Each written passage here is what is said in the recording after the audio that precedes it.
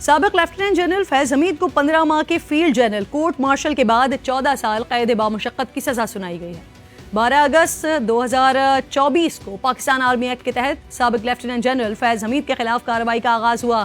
ملزم پر 4 الزامات عائد کیے گئے، ان میں سیاسی سرگرمیوں میں ملوث ہونا، آفیشل سیکرٹ ایکٹ کی خلاف ورزیاں جو ریاست کی سلامتی اور مفادات کے لیے نقصان دہ ہیں، اختیارات اور سرکاری وسائل کا غلط استعمال اور بعض افراد کو بلا جواز نقصان پہنچانے کے الزامات شامل ہیں۔ ISPR کے مطابق ملزم کو تمام قانونی حقوق فراہم کیے گئے، اپنی مرضی کی دفاعی ٹیم تعینات کرنے کا حق بھی حاصل تھا اور مجرم کو متعلقہ فورم پر اپیل کا حق بھی حاصل ہے۔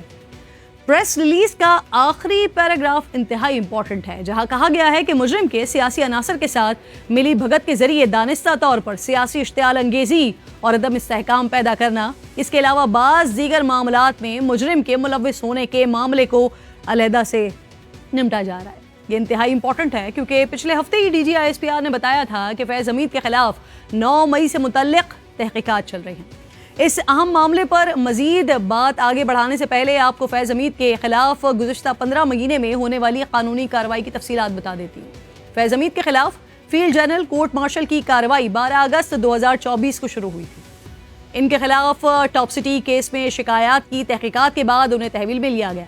اس کے کچھ دن بعد یعنی 5 ستمبر کو DG ISPR نے بتایا کہ پاکستان آرمی ایکٹ کی خلاف ورزیوں کے متعدد واقعات ثابت ہونے پر فیض حمید کے خلاف فیلڈ مارشل کارروائیوں کا آغاز کر دیا گیا ہے۔ ان پر سیاسی مداخلت، اپنے حلف کی خلاف ورزی سمیت حکومت کے ساتھ معاہدوں سے متعلق الزامات عائد کیے گئے ہیں۔ اس کے علاوہ بھی ان پر کچھ الزامات لگے ہیں جو سپریم کورٹ تک بھی پہنچے۔ ان پر فیض آباد دھرنے میں ملوث ہونے کا الزام بھی لگا۔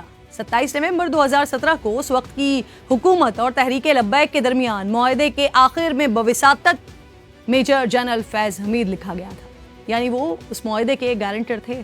2019 میں سپریم کورٹ نے اپنے فیصلے میں ایسے عسکری افسران کے خلاف سخت کارروائی کا حکم دیا تھا جنہوں نے اپنے حلف کی خلاف ورزی کرتے ہوئے سیاسی سرگرمیوں میں حصہ لیا، لیکن پھر اپریل 2024 میں سپریم کورٹ کے احکامات پر بنے 3 رکنی فیض آباد دھرنا انکوائری کمیشن نے سابق DG ISI lieutenant general retired Faiz Hamid کو کلین چٹ دے دی تھی اور دھرنے کی ذمہ داری پنجاب حکومت پر ڈال دی تھی۔ دلچسپ بات یہ ہے کہ اس وقت پنجاب کے وزیر اعلیٰ شہباز شریف تھے اور انہی کی حکومت میں بننے والے کمیشن نے یہ رپورٹ مرتب کی تھی۔ دیگر الزامات میں فیض حمید پر سیاسی معاملات میں مداخلت، سیاسی انتقام، غیر قانونی گرفتاریاں اور سیاسی وفاداریاں تبدیل کروانا بھی شامل ہے۔ اس کے علاوہ تحریک انصاف دور حکومت میں فیض حمید پر PTI کے مخالفین کو جیلوں میں ڈالنے، اسمبلی اجلاسوں میں اراکین کی حاضری پوری کروانے اور بجٹ منظور کروانے میں بھی کردار ادا کرنے کے الزامات لگے ہیں۔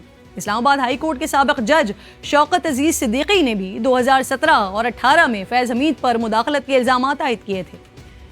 ماضی قریب میں نون لیگ کے قائد نواز شریف، وزیر اعلیٰ پنجاب مریم نواز، صدر IPP عبدالعلیم خان سمیت کئی سیاسی رہنما فیض حمید پر سیاست میں مداخلت کے الزامات عائد کرتے رہے ہیں۔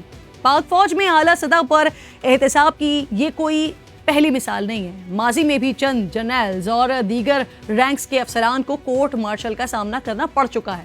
1995 میں بے نظیر بھٹو حکومت کے خلاف سازش رچنے کے الزام میں میجر جنرل ظہیر الاسلام عباسی، بریگیڈیئر مستنصر باللہ، کرنل محمد آزاد منہاس، کرنل عنایت اللہ خان اور دیگر 38 فوجی افسران کو گرفتار کیا گیا تھا۔ فیلڈ جنرل کورٹ مارشل میں میجر جنرل ریٹائرڈ ظہیر الاسلام عباسی کو 7 سال قید، بریگیڈیئر مستنصر باللہ کو 14 سال قید، جبکہ کرنل محمد آزاد منہاس اور کرنل عنایت اللہ خان کو فوجی عدالت نے 4 سال قید کی سزا سنائی تھی۔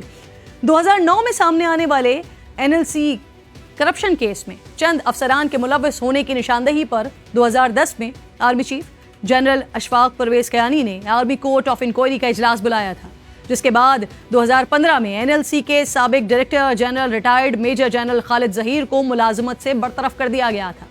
2011 میں بریگیڈیئر علی خان کو کالعدم تنظیم حزب التحریر سے روابط کے الزام میں گرفتار کیا گیا۔ مقدمہ چلانے کے بعد اگست 2012 میں فیلڈ جنرل کورٹ مارشل نے بریگیڈیئر علی خان کو 5 سال قید بامشقت کی سزا سنائی۔ بریگیڈیئر علی خان پر حکومت کا تختہ الٹنے کی سازش، فوج میں بغاوت کو ہوا دینے اور GHQ پر حملے کی منصوبہ بندی میں ملوث ہونے کے الزامات بھی عائد کیے گئے تھے۔ उस मुकदमे में मेजर इनायत अजीज, मेजर इफ्तिखार, मेजर सुहेल अकबर और मेजर जवाद बसीर 3 साल से 6 माह तक की कैद बामुशक्कत सुनाई गई थी। इसी तरह 2019 में lieutenant general retired Javed Iqbal को फील्ड जनरल कोर्ट मार्शल ने कौमी सलामती के लिए नुकसानदेह गैर मुल्की एजेंसीज के लिए जासूसी समेत हसास मालूमात अफशा करने के जुर्म में 14 साल कैद बामुशक्कत सुनाई थी, जिसे बाद अज़ा मुख्तलिफ मराहिल में कम कर दिया गया, जिसके बाद वो रिहा हो गए। 2019 में ही साबिक ब्रिगेडियर राजा रिजवान को सजाए मौत सुनाई गई थी। इसी तरह सैकड़ों अफसरान हैं जिनके खिलाफ माजी में भी कार्रवाइयाँ हो चुकी हैं।